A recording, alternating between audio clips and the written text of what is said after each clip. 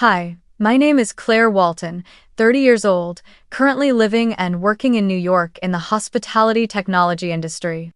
On those early winter days, when the cold wind began to sweep through the streets, my parents called only to say one short sentence. Thanksgiving this year is only for adults.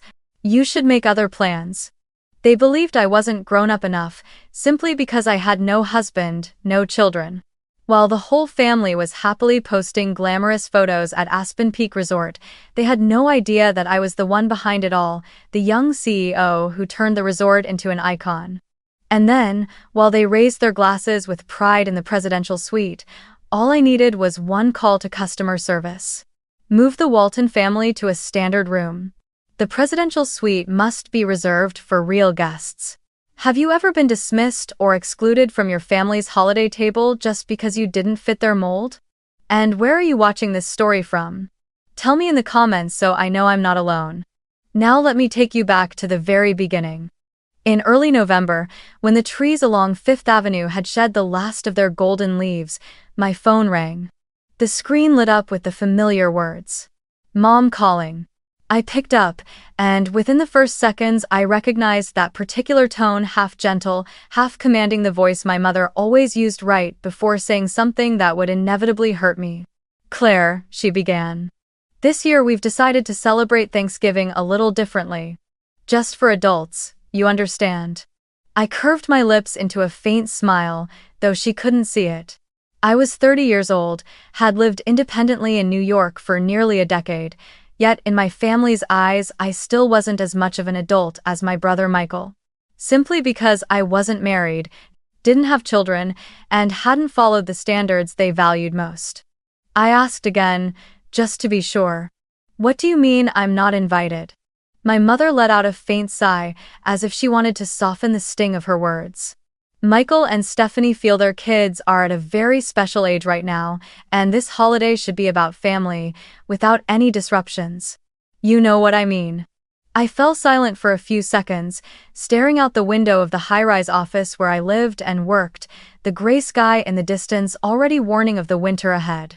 I knew exactly what that word, disruptions, meant. She meant me, the single daughter who failed to provide the polished image of a picture-perfect family, the one who always ended up fielding barbed questions at gatherings.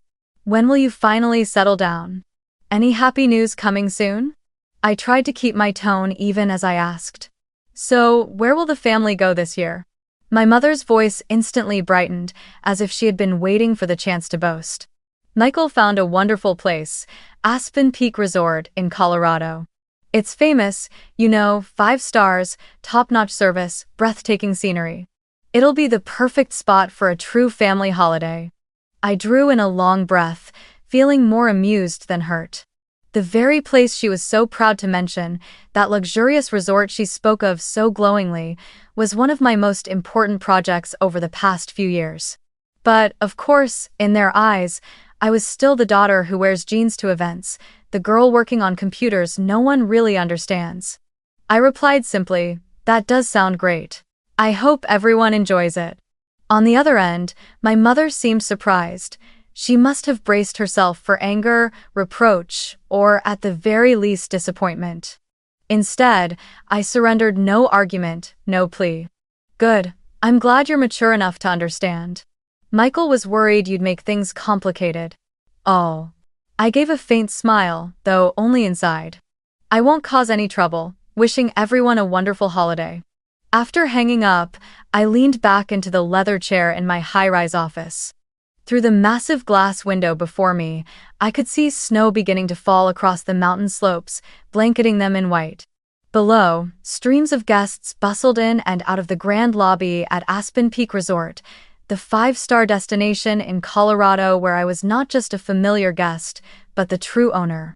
To employees, to partners, to the hospitality industry at large, I was known as M.H. Walton, CEO of Alpine Retreats, the company that had acquired and revitalized a string of resorts across the Rockies. But to my parents and my brother, I was still just Claire, the daughter who wasn't settled, who had no family, who wasn't mature enough to sit at the holiday table. They had no idea that the very vacation they so proudly flaunted, the holiday they thought had excluded me, rested entirely in my hands. A week after that call, as New York slipped deeper into the chill of early winter, I opened my phone and was immediately flooded with family photos plastered across social media. Michael and Stephanie were never ones to shy away from showing off, and this year they had every reason to post even more.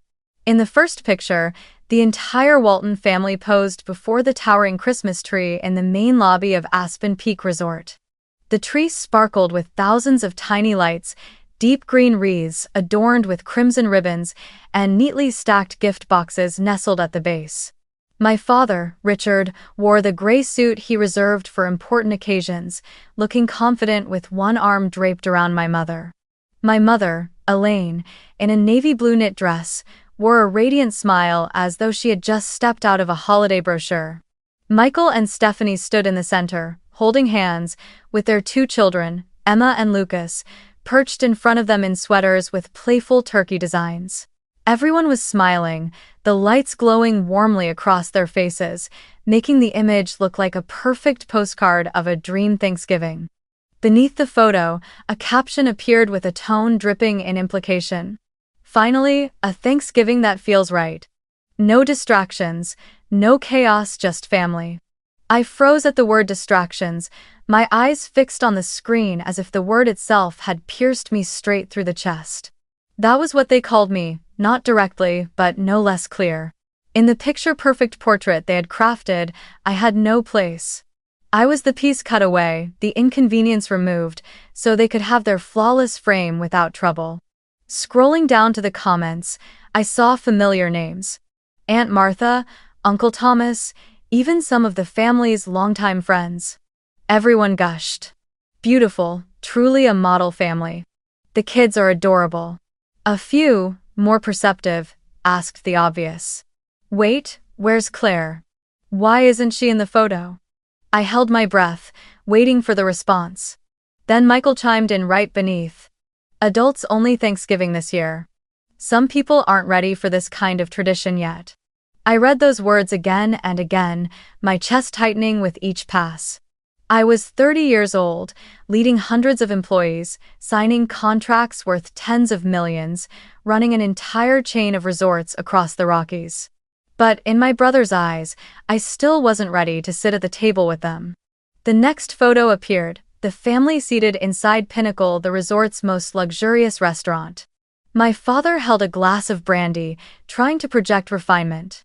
My mother leaned towards Stephanie, her face glowing with delight, as if her daughter-in-law were the brightest jewel the family had ever possessed. In front of Michael sat a bottle of expensive red wine, one I knew the exact price of, since I was the one who had approved the contract to import it. Stephanie smiled, angling the camera just so, making sure the glass wall behind them revealed the sweeping view of snow-draped mountains. The caption read, "Pinnacle Dining, Thanksgiving the way it's meant to be celebrated." I let out a quiet laugh, tinged with bitterness. Their idea of a true Thanksgiving dinner was staged inside a space I had built, yet they had no idea. I kept scrolling. Stephanie had posted another short video. The kids skipping down a stone hallway, their laughter echoing, with a great fireplace blazing in the distance. In the clip, Michael's voice could be heard. This is the kind of Thanksgiving memories we wanted for our kids. Special, exclusive. Exclusive, special. Each word cut into me like the edge of a knife. While they basked in their so-called exclusive holiday, I sat alone in my office on the top floor of that very resort, staring out the wide glass window as heavy snow blanketed the mountains. From below, the glow of the grand lobby rose upward, casting into my eyes the golden brilliance of a celebration I had been excluded from. Outside the window, the snowfall thickened, each flake like a quiet whisper from the past. I thought of the Thanksgivings of my childhood. Michael was always chosen to carve the turkey, while I was pushed aside to clear the table. My parents would praise him as the man of the house one day, while all I got was a distracted nod as I carried out more silverware. Even then, I told myself, one day, I'll be grown enough, strong enough to claim a seat of my own. But now, even as the owner of an entire empire, I was still cast to the margins simply because I didn't fit the traditional mold they so desperately craved. I sat quietly in my office, the glow of my phone screen still lingering in my eyes, those perfect family pictures cutting into my memory like shards of glass. For some reason, the image of Michael raising his glass of wine in that elegant restaurant pulled me back to childhood, to the days when the divide between us had first been planted. From the very beginning, Michael had always been the family's shining star.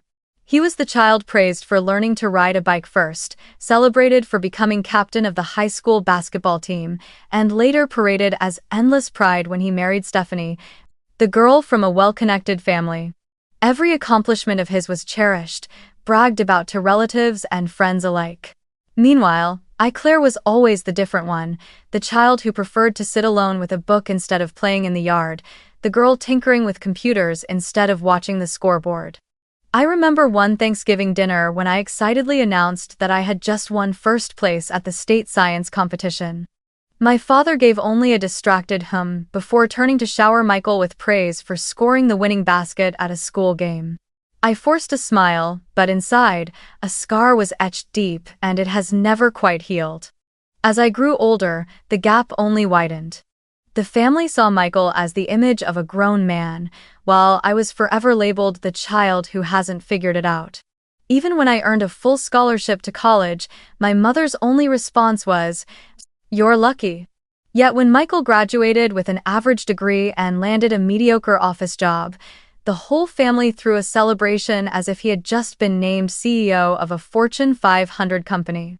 That was when I realized that recognition from my family would never truly belong to me. Instead of endlessly trying to prove myself, I chose silence and to work hard for my own sake. At 22, while my friends were still struggling to land their first jobs, I had already founded a small startup specializing in hotel booking management software. The idea came to me during an internship at a mountain resort, where I saw firsthand how constant glitches in their reservation system left guests frustrated. I spent countless sleepless nights writing code, surviving on instant noodles, and living in a shabby rented apartment, all to chase the dream that one day hotels would run seamlessly thanks to my software. In the beginning, it was tough. I had to knock on the doors of small inns, persuading them to try my product. But little by little, I gained clients, gathered feedback, and eventually caught the attention of investors. That tiny piece of software became the foundation for a larger company, and from there, I stepped into a world my family could never have imagined. By the age of 26, I sold that first company for tens of millions of dollars, then reinvested in hospitality technology. I began buying old, failing resorts and transforming them into luxury destinations. Aspen Peak was one of them. Once a rundown property, I turned it into a symbol of elegance in the Rockies. Yet every time I came home for the holidays, when my parents introduced me to acquaintances, they would still say, "Our daughter works with computers." Something not very clear. No mention of the hundreds of employees I oversaw. No acknowledgement that I had once been featured on the cover of a business magazine's 30 Under 30 special issue. To them, I was still just their 30-year-old daughter in jeans, unmarried, without a stable life. That contrast often left me torn between laughter and tears. Sitting in my office, I looked down at the stream of guests below. They dragged suitcases happily, checked in at the front desk, posed eagerly for photos beneath the crystal chandeliers. I knew every corner of this place, every framed picture on the wall, every panel of glass in the windows. They were the result of years of my persistence, sweat, and sacrifice. And yet my family, the very people who should have been my source of support, had never once seen me as complete. All they ever saw were the shortcomings against their standards, branding me as unworthy. I closed my phone, leaving behind the glittering family photos on social media, and drew in a long breath. Outside the glass window, the snow kept falling thick and heavy, but inside me, a decision had already begun to form, clear and cold, like the mountain wind howling beyond the walls. I pressed the intercom button, my voice steady as it echoed through the system. "Hannah, come into my office for a moment." Within minutes, the door opened. Hannah, my personal assistant, a young woman meticulous in every detail, stepped in with her tablet in hand. She still carried that slight tension she always did when I called unexpectedly, though I had never once raised my voice at her. "What would you like me to prepare?" she asked softly. I gave a faint smile, tapping my fingers lightly on the walnut desk. "Open the reservation file for the Walton family. They're from New Jersey, booked for about 10 days. Hannah's fingers moved quickly across the screen. Within seconds, the file appeared. "Here it is, ma'am. Richard and Elaine Walton, along with Michael and Stephanie and 2 children. They've booked the presidential suite. Arrival on the 20th, staying until the 30th. They've already charged quite a bit: spa treatments, wine service, private ski lessons for the kids."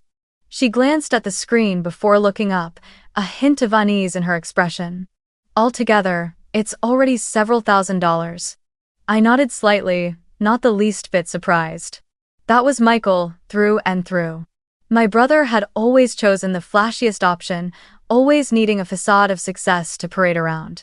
To him, staying in the presidential suite of a 5-star resort was proof of his family's status. Folding my arms, I lowered my voice, each word sharp and deliberate. "Contact guest services. Tell them the presidential suite must be cleared for real VIP guests. The Walton family will be moved to a standard Mountain View room. It's still comfortable enough, but more fitting." Hannah froze for a moment, as if her ears had deceived her. "You want to downgrade them? From the presidential suite to a standard room? That will be a huge shock." I looked straight into her eyes and replied calmly. "Even better. Let them taste what it feels like to be removed from a place they thought belonged to them." A long silence stretched between us. Then Hannah gave a faint nod, her fingers trembling slightly as she typed my instructions. I continued, "Oh, and one more thing. Cancel all their reservations at Pinnacle, the 5-star restaurant. Instead, move them to Mountain Hearth Cafe. It's family-friendly, the food is good, but of course, it's not a place for showing off." Hannah hesitated. "Do you want me to give them a specific reason for the change?" I leaned back in my chair, a thin smile curling on my lips, edged with irony. "Publicly, there only needs to be one reason. Reservation error. Say the system made a mistake and we're correcting it. Nothing more. We don't owe them any further explanation." Hannah let out a quiet sigh, but nodded, clearly accustomed to my cold, calculated decisions. She knew I never acted without purpose. When Hannah left, I turned my chair toward the wall of surveillance screens. The security cameras showed everything clearly. My father standing at the concierge desk, likely boasting to the staff that he was a presidential suite guest. My mother sat nearby, her eyes fixed on the 2 children pressing their faces against the glass to watch the snow fall. And Michael and Stephanie, as always, were busy posing in front of the fireplace, snapping selfies with proud smiles. Watching them, I felt my heart tighten, a strange mix rising within me. Bitterness, but also a surge of determination. They had once thought of me as the disruption to be removed, an unwanted shadow in the family portrait they wanted to display. So let them spend a day living in that very feeling, pushed out of the highest seat, forced down into a corner they never imagined themselves in. That contrast between what they believed they deserved and the reality of how they were treated would be the lesson I intended to deliver, without a single lecture. I pressed the button to shut off the screen, leaned back in my chair, and whispered to myself, "This Thanksgiving, the only truly grown-up person won't be at the table. She'll be sitting right here in this office."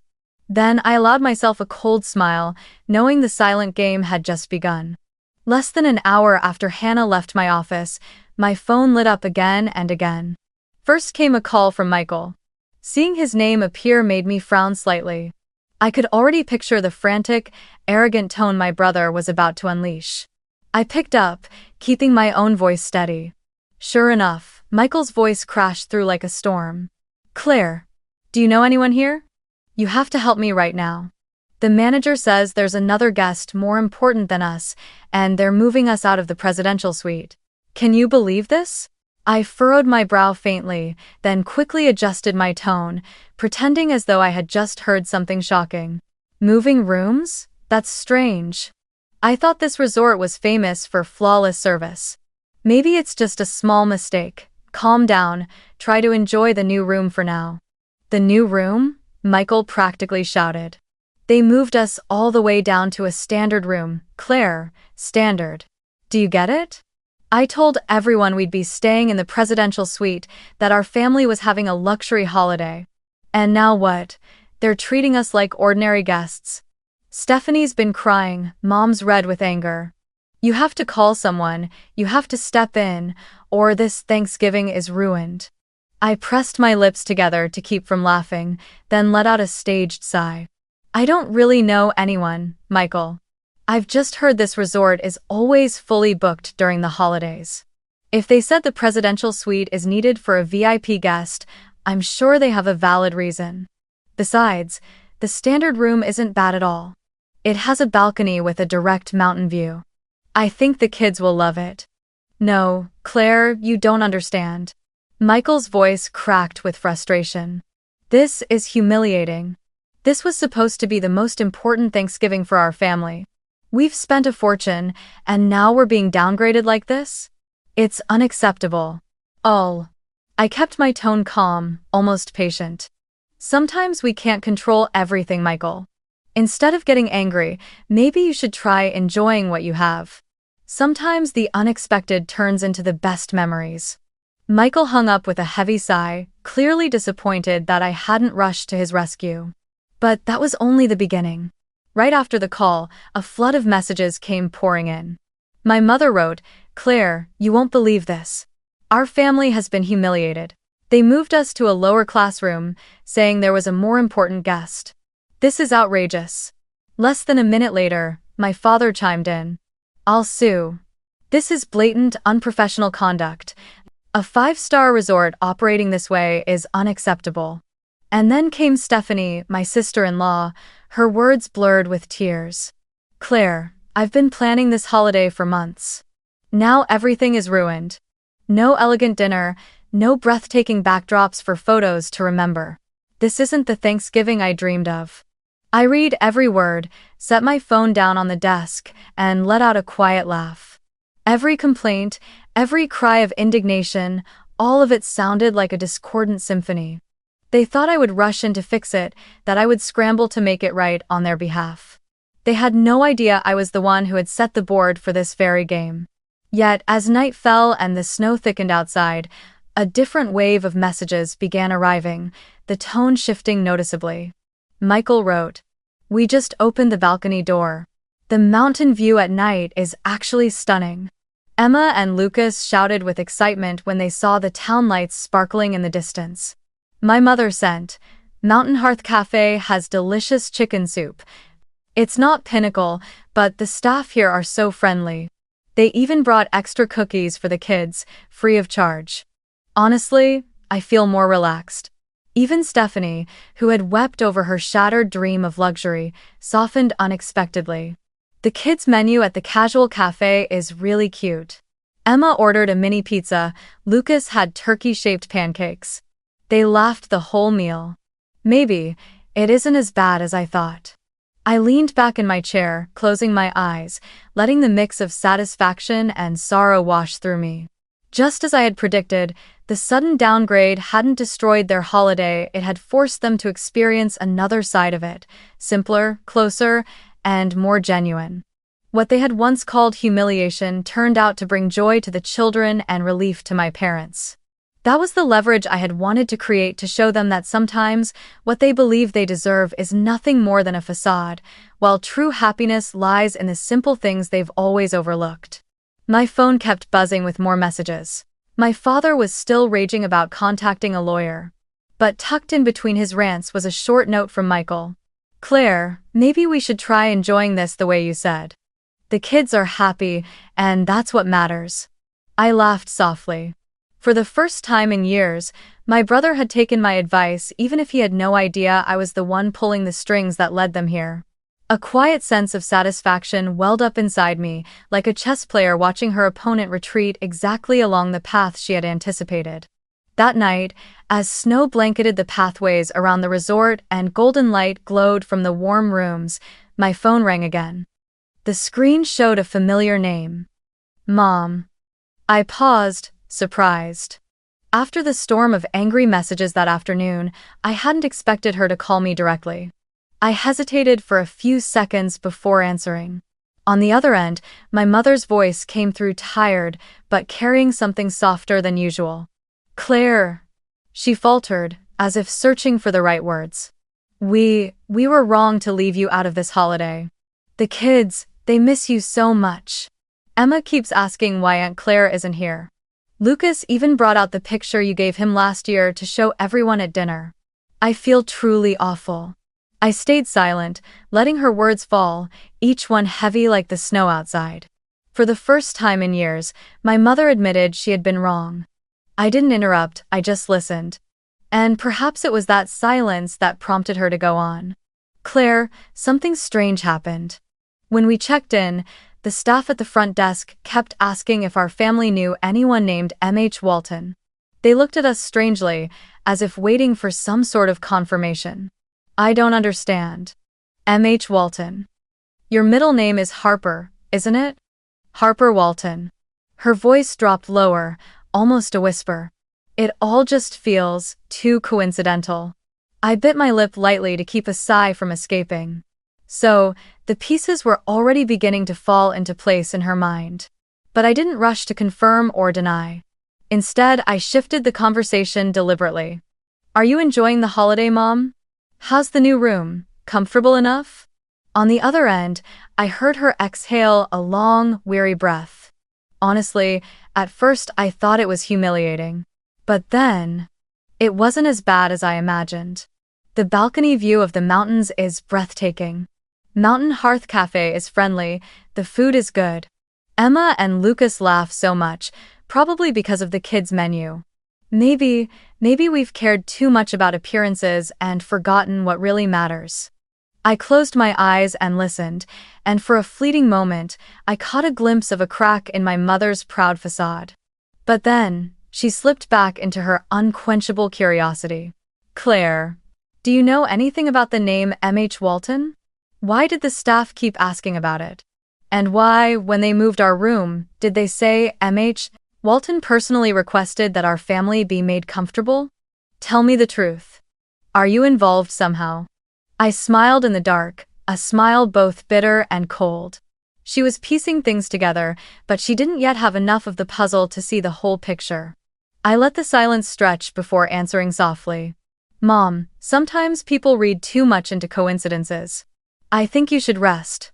There are plenty of activities tomorrow, aren't there? On the other end, she tried again. But, Claire. I cut her off, gently but firmly.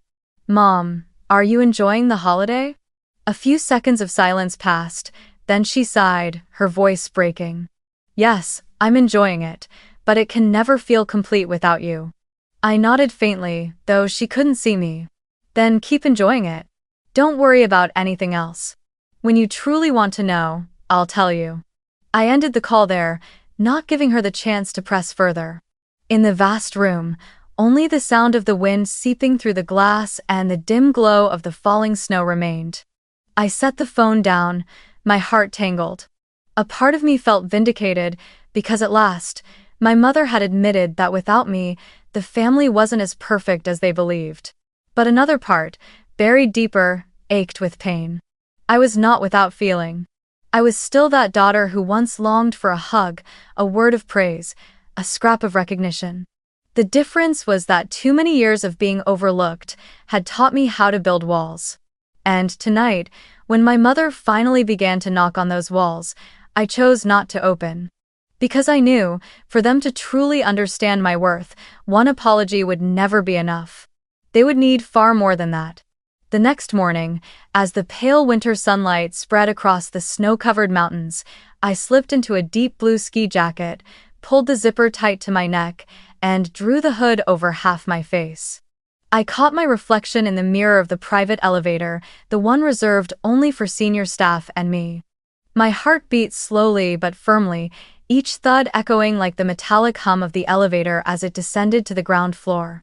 This was Thanksgiving morning, and I had decided I would no longer remain hidden behind glass walls.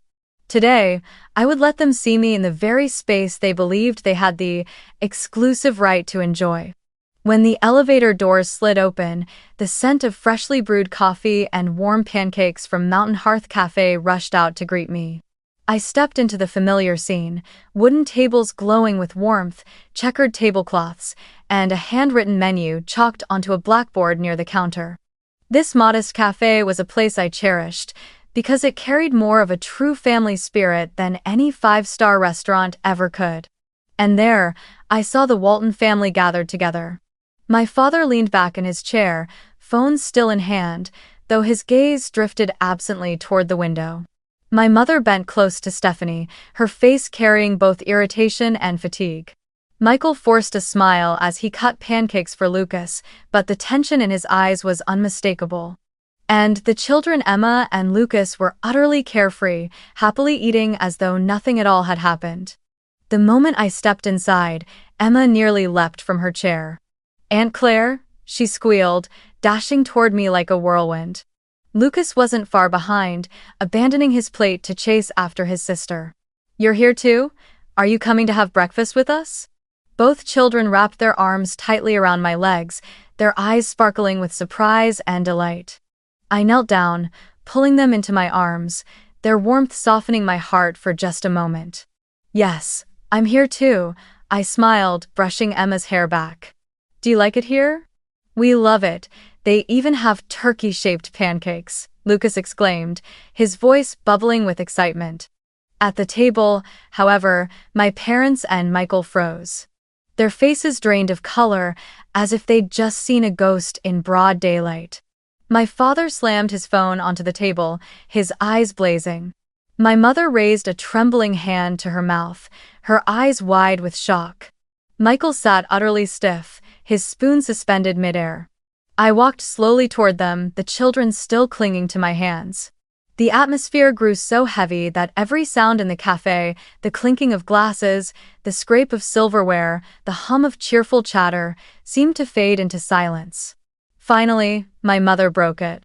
Her voice quivered, barely above a whisper. You're the owner here, aren't you?" The question lingered in the air, sharp as a blade.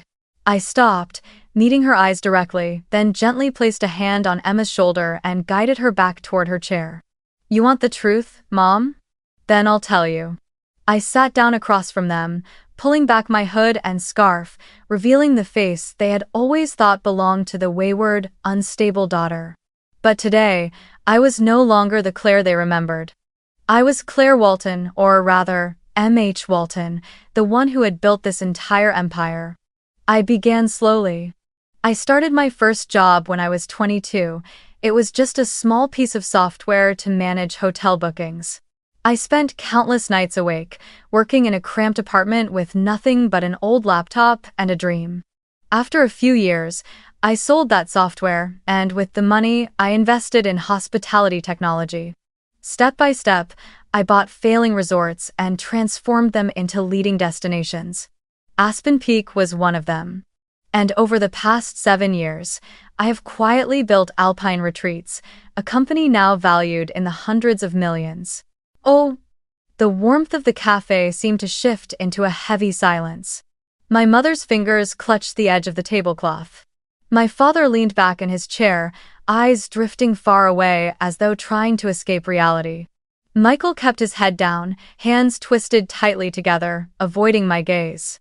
I set down my coffee cup, my voice low and deliberate, each word ringing clear enough for them all to hear. I didn't keep this a secret because I was ashamed. I didn't hide it because I was afraid of you knowing. I wanted to see, do my parents love me for who I am, or only when I succeed by your standards? I needed to know, if I were just Claire, an ordinary woman with no husband, no children, no status, would I still have a place at this table? My mother blinked rapidly, her eyes glistening with tears. My father clenched his jaw, then exhaled a long, heavy breath. It was Michael who broke the silence first. His voice came out rough, stripped of the arrogance he usually carried. I always thought you weren't grown up enough to handle anything big. You were always different. I thought you'd never accomplish anything significant." He paused, biting his lip, then admitted, I was wrong.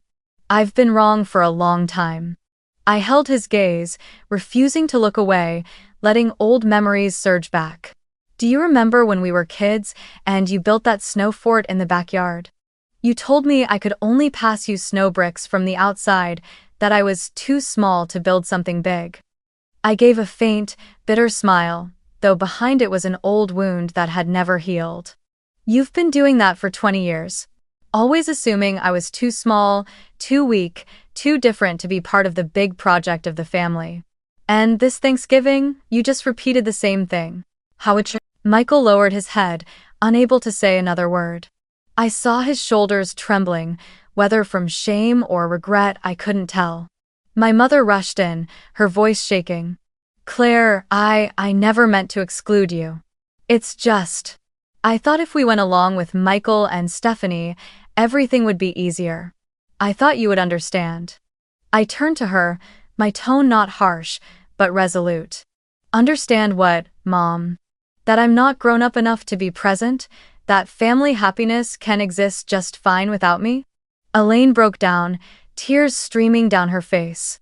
My father watched her, then gave a small nod, the gesture of a man finally willing to bow his head. His voice was low but steady. Claire, I was wrong. I was blind enough to think success was only what Michael represented, family, children, a title that was easy to brag about. I never took the time to learn what you were actually doing. I was never proud of you, simply because you didn't fit the mold in my head, and that was my greatest mistake. I stayed silent, letting his words sink into the air. I wanted them to recognize their faults, not just to apologize to me, but for the first time to hold a mirror up to themselves. At last, I answered slowly. I never asked for pride, never needed applause. I only wanted to be seen as part of the family, nothing more. But time after time, I was pushed aside. From dinners to holidays, even in introductions, you left me as nothing but a shadow. Michael lifted his head, his eyes red. I remember all the times Mom introduced me as, "This is my son, Michael, a senior manager." And when it was your turn, she would just say, "My daughter works with computers." Not very clear what exactly. I stood there in silence, as if I agreed. I never asked more, never noticed that you were fighting your own battles. And now I feel ashamed. I looked at my brother, and for the first time, he no longer felt like the wall blocking my path, but a man crumbling under the weight of truth. I drew a deep breath, then said, Michael, I don't need you to feel ashamed. I only need you to remember I'm no longer the little girl shut out of the snow fort. I've built an entire mountain of my own. And now, if you truly want to, you can step inside. But not as the commander, only as a brother. The table sat in silence for a long while. From the window, I could hear Emma and Lucas laughing, their faces pressed against the glass as they watched the snow drift down outside, blissfully unaware of the storm brewing inside the adults. Looking at them, I felt a faint flicker of hope. Maybe if this generation had faltered, the next still had a chance to learn what it meant to love fairly. My mother wiped her tears and reached across the table, her hand trembling as it closed around mine. Daughter, I'm sorry. From now on, you will never be left out again. I promise. I gave a small nod, but inside I knew. Promises need time to prove themselves. I had heard too many empty promises in my life. This time, I needed to see action. Breakfast ended with more silence than conversation. But it wasn't the same silence as in years past. It wasn't the silence of dismissal. It was the silence of recognition, of hearts being forced to face the truth. And I knew, from this moment on, the Walton family would never see me the same way again. I drew a deep breath and stood up. Now that we're done eating, why don't we take a walk? There are a few places I'd like to show you. Emma squealed with delight, and Lucas nearly leapt out of his chair.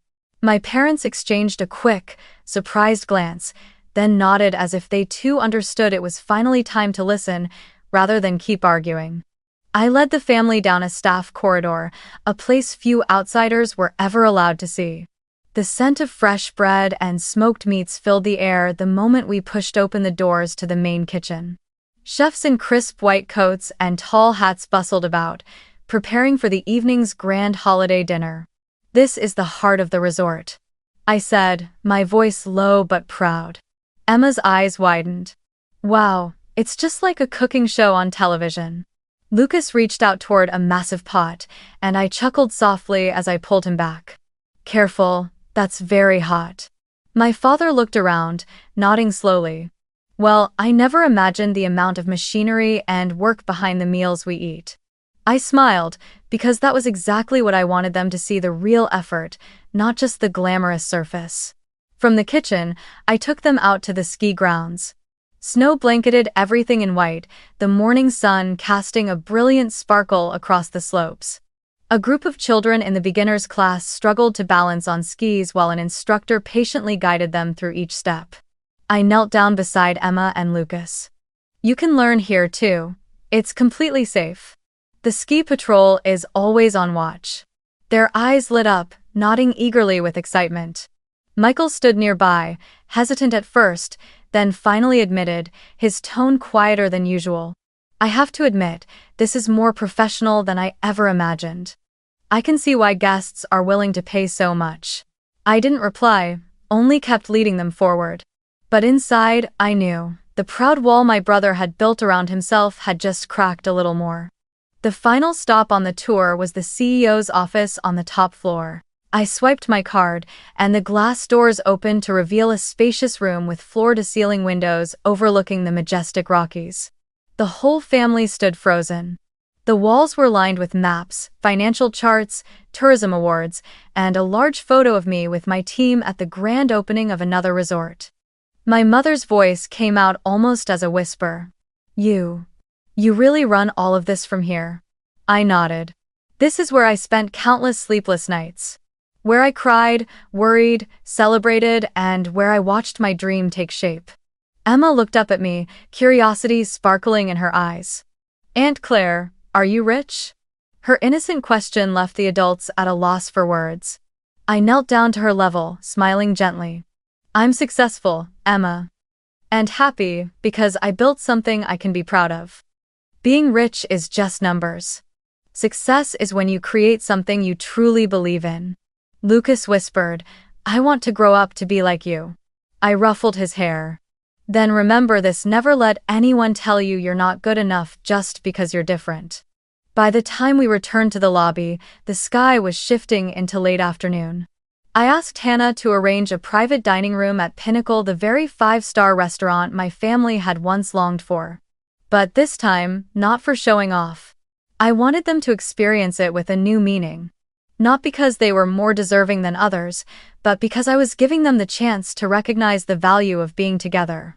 Candlelight flickered across the long table, crystal glasses caught the glow, and red wine shimmered in their stems. My family sat there, still a little awkward, but with a newfound sense of reverence. As the main course was served, my father set down his knife and fork and looked directly at me. "Claire, I owe you an apology." "Many apologies. I didn't ask, I didn't listen, I didn't see you." I was blinded by the image of Michael, chasing after what I thought success should look like, and I forgot that each child has their own path to success. His voice grew hoarse. Michael nodded firmly beside him. "I'm sorry too, little sister. I was selfish. I kept thinking I knew what it meant to be grown up, but the truth is, I was the one who hadn't grown at all." Stephanie reached for my hand, her eyes brimming.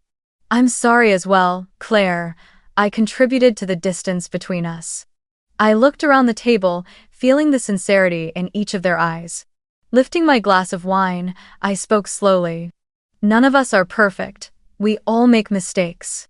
But what matters is what we learn from them. So tonight, I don't want to hear more guilt. I want us to raise a glass to the lesson this Thanksgiving has given us." End. Everyone lifted their glasses, the gentle chime of crystal echoing in the quiet room, and together they said, "To Thanksgiving lessons."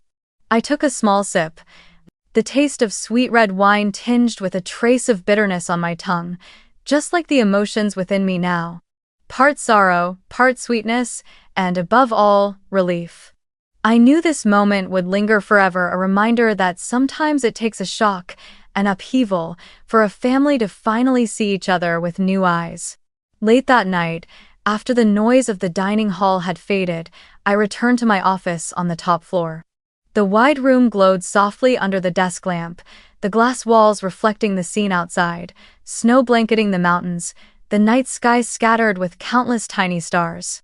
I sank into my familiar leather chair, feeling the weight of the day's tension finally lift, leaving behind a rare stillness. From here, I could see the road leading into the resort, where the lights of snowmobiles blinked slowly along the trail like winter fireflies. I had watched this view alone many times before, but tonight was different. Tonight, I knew my family was somewhere down there too, not in prideful arrogance, but in a new kind of humility. The phone on my desk buzzed softly. A message from my mother lit up the screen. I opened it, my eyes lingering on the short but heavy words. "Thank you for not abandoning us. You gave us a real Thanksgiving." I read it again and again, letting the layers of meaning sink in. For the first time, instead of criticism or indifference, I had received a thank you from my mother, an acknowledgement that my presence was not only important, but essential. A hot tear slipped down my cheek before I quickly brushed it away. Slowly, I typed my reply. "Thank you for giving me hope that a family can learn to change." After sending the message, I leaned back in my chair, letting my mind drift over the years gone by. I remembered old Thanksgivings, where I was the one clearing the table, bringing extra silverware, while Michael was handed the honor of carving the turkey. I remembered the countless introductions where my mother spoke of my brother with pride, then turned to me with indifference. "She just works with computers, nothing special." Those memories had once been wounds that drained me. But tonight, as snow fell outside, I saw them differently. They were the very fuel that had carried me here. Without those scars, I might never have learned to stand on my own, never built this empire, and never taught my family the lesson they so desperately needed. I knew that one dinner, one hug, one apology could never erase the years of being overlooked. But they were a beginning. My mother had cried, my father had admitted his mistakes, Michael had bowed his head, and I had chosen to forgive in my own way. Forgiveness is not forgetting, it is opening a new path to walk forward together. I don't know what the future will bring, whether they will truly change or not, but I know that at least from today, we are looking at each other with different eyes. I rose from my chair and walked to the wide glass window, pressing my hand against its icy surface. Outside, the snow kept falling, each white flake swirling in the wind like 1,000 fragments of memory drifting down, piling up, then fading away. I thought of the people who would hear this story. Perhaps they too have felt excluded from the table, compared unfairly, or dismissed as less than enough. I want them to understand this. Success takes many forms. It doesn't always look like the traditional family portrait with a spouse, children, and perfect snapshots for social media. Success can be building a career from nothing, daring to live true to yourself, or simply surviving whole through the years of being underestimated. Exclusion always leaves scars. I know that better than anyone. But sometimes, it's only when a family tastes that same feeling, being cast aside, being pushed down, being told they're not enough, that they finally understand what they've done to you. And in that moment, they begin to learn compassion, to reevaluate themselves. That's why I didn't strike back with anger, but with a lesson, silent, but profound. True, Thanksgiving doesn't live in 5-star hotels or in sparkling photos posted online. It lives in a place where no one is left behind, where every seat at the table is filled, even for those who are different.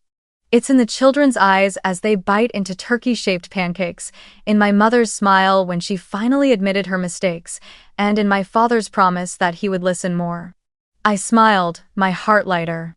This year, I had given my family a Thanksgiving they never expected. And somehow, they had given me one I had never had before, a dinner where I was no longer a shadow, but a true part of the family.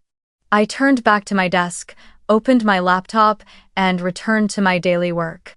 But this time, I no longer felt alone. Because somewhere out there, in a room within this resort, my family was learning again how to be a family. And that was the greatest gift this holiday season had given me. I ended the long day with a whisper to myself, like a message to everyone listening to this story. Never let anyone define your worth.